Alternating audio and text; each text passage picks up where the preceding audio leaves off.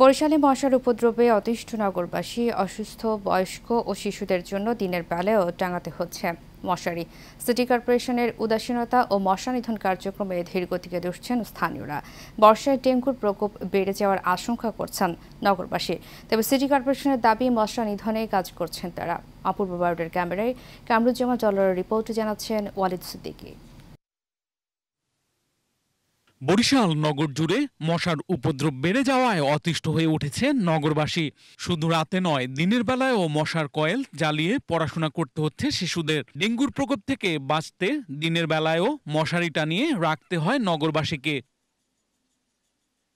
নগরবাসীর অভিযোগ, মশা নিধনে Barishal city corporation চলমান কার্যক্রম কোনো কাজে আসছে না, ফলে দিন দিন মশা আরও বাড়ছে।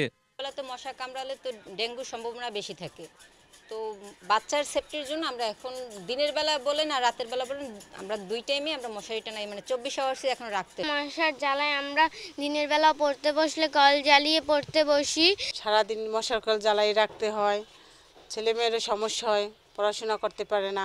সিটি কর্পোরেশন থেকে দেখা যাচ্ছে মাঝে মধ্যে একটু ধোঁয়া সদৃশ কিছু স্প্রে করে, সাফিসিয়েন্ট না, কিন্তু বাসাবাড়ির আশেপাশে দেখা যায় না। নগরবাসীর ভোগান্তির কথা স্বীকার করে সিটি কর্পোরেশন বলছে, মশা নিধনে আরও নতুন মেশিন ও জনবল বাড়িয়ে আরও জোরদার পদক্ষেপ নিচ্ছেন তারা।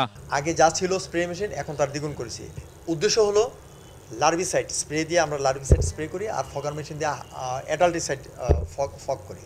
তো এটার মাধ্যমে আমরা কমাতে চাচ্ছিলাম জনসংখ্যা বাড়িয়ে, কেমিক্যালস বাড়িয়ে, যন্ত্র বাড়িয়ে।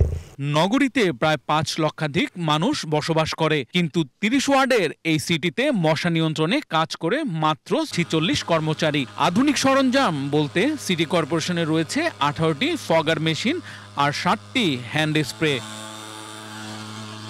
Walid Siddiqui, Asian television.